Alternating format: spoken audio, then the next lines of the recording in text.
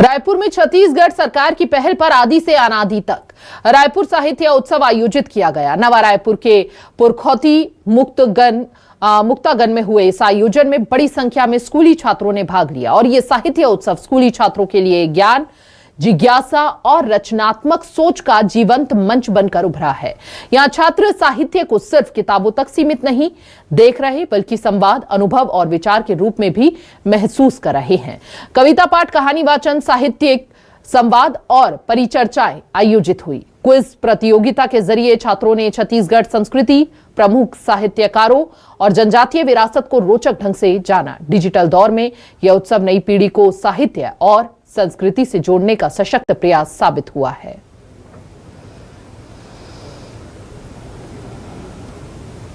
Digital दौर में नई पीढ़ी साहित्य से जुड़ी रही। आदि से अनादि तक साहित्य उत्सव का भव्य कार्यक्रम। आयोजन में बड़ी संख्या में स्कूली छात्रों ने भाग भी लिया और कविता पाठ, कहानी वाचन, साहित्यिक संवाद, परिचर्चाएं आयोजित हुई। यहाँ क्विज प्रतियोगिता के जरिए छात्रों ने छत्तीसगढ़ की संस्कृति, प्रमुख साहित्यकारों और जनजातीय विरासत को रोचक ढंग से भी जाना। डिजिटल दौर में यह उत्सव नई पीढ़ी को साहित्य और संस्कृति से जोड़ने का सशक्त प्रयास साबित हुआ है।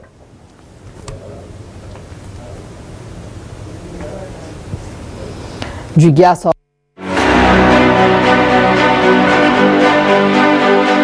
अलग अलग मंडप तैयार किए गए, जैसे लाला जगदलपुरिया मंडप है, दिवंगत कवि डॉक्टर सुरेंद्र दुबे के नाम पर मंडप है।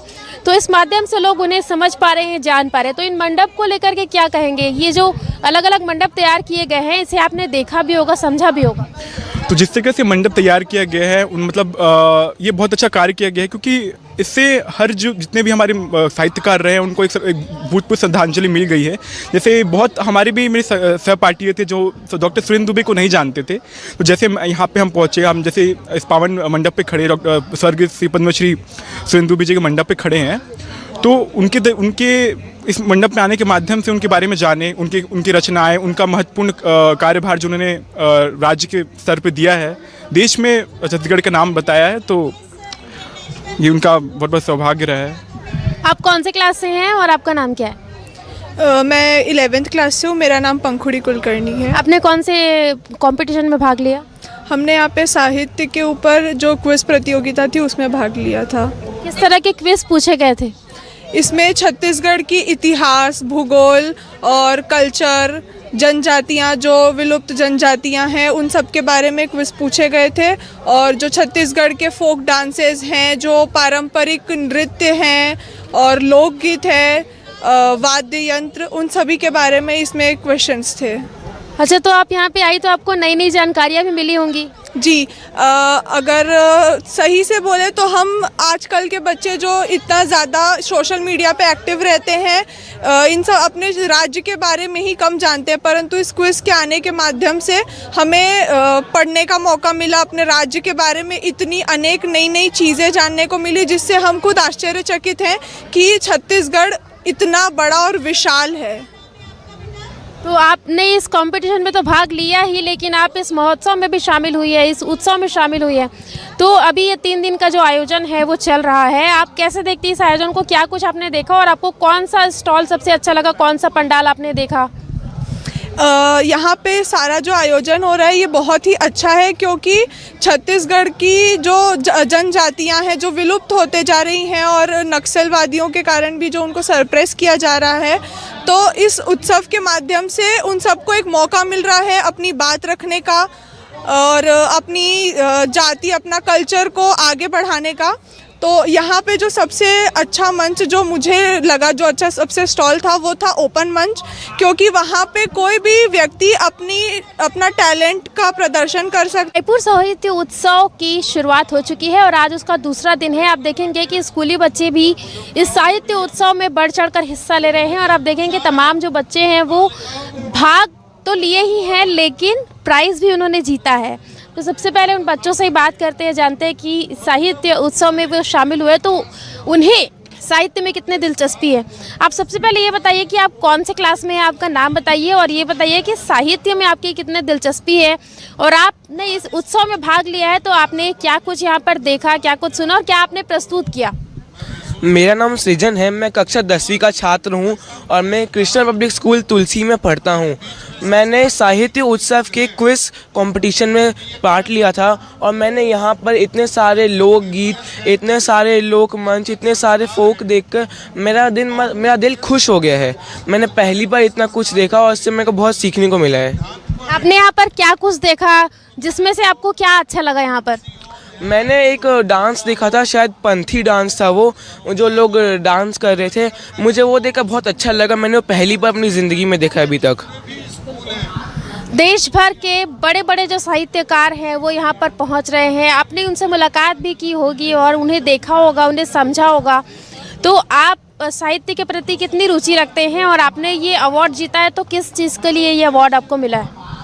मेरा नाम ओजस वर्मा है, मैं कक्षा 9वीं ब का छात्र हूँ कृष्णा पब्लिक स्कूल तुलसी से। तो ये जो हमको पुरस्कार मिला है ये हमको क्विज़ के लिए मिला है, छत्तीसगढ़ क्विज़, जो कि यहाँ रायपुर उत्सव में हो रहा है, रायपुर साहित्य उत्सव। तो हमको यहाँ कृष्णा पब्लिक स्कूल तुलसी के को फाउंडर मेंबर से भी मिलने का मौका मिला, तो बड़ा खुश हो रहा हूँ। हाँ बताइए, आप कितने साहित्यकारों को जानते हैं? जितनों के बारे में मैंने पढ़ा, जैसे सुंदरलाल शर्मा जी हो गए, नरेंद्र देव वर्मा जी हो गए हैं, और भी बहुत सारे साहित्यकार हैं जिनके बारे में भी मैंने पढ़ा है। उन सब के बारे में मुझे पूरी तरह से तो नॉलेज नहीं है, लेकिन कुछ नॉलेज है मुझे, जिसके कारण ही मैं इस मुकाम तक पहुंच पाया हूं। साहित्य में आपकी रुचि है? जी, ऐसा नहीं है कि मुझे साहित्य में रुचि नहीं है, मतलब मुझे जो सब्जेक्ट दिया जाएगा मुझे उस सब में रुचि है और मैं सब पढ़ने के लिए तैयार हूँ।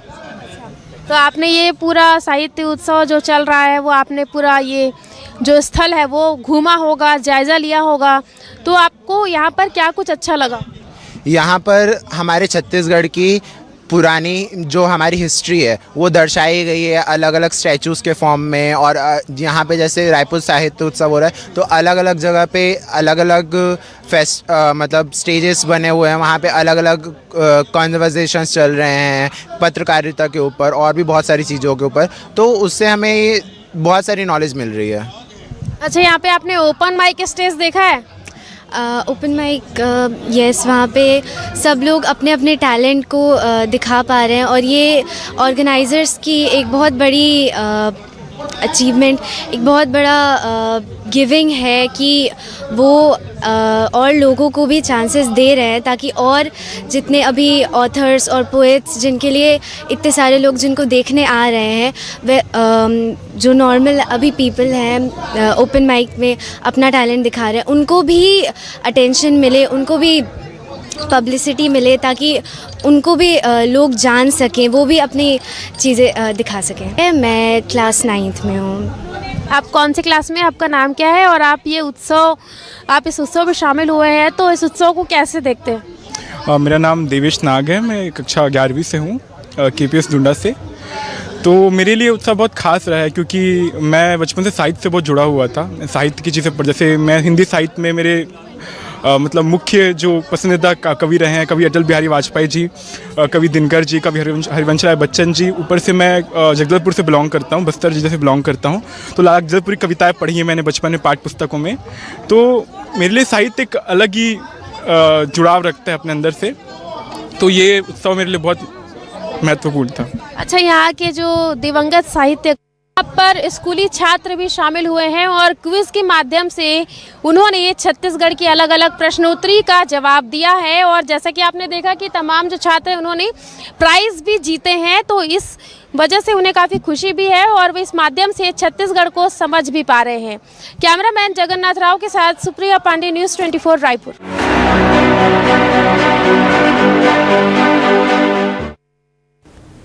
और फिलहाल इस बुलेटिन में इतना ही। तमाम बड़ी खबरों के लिए देखते रहिए न्यूज़ 24 मध्य प्रदेश छत्तीसगढ़।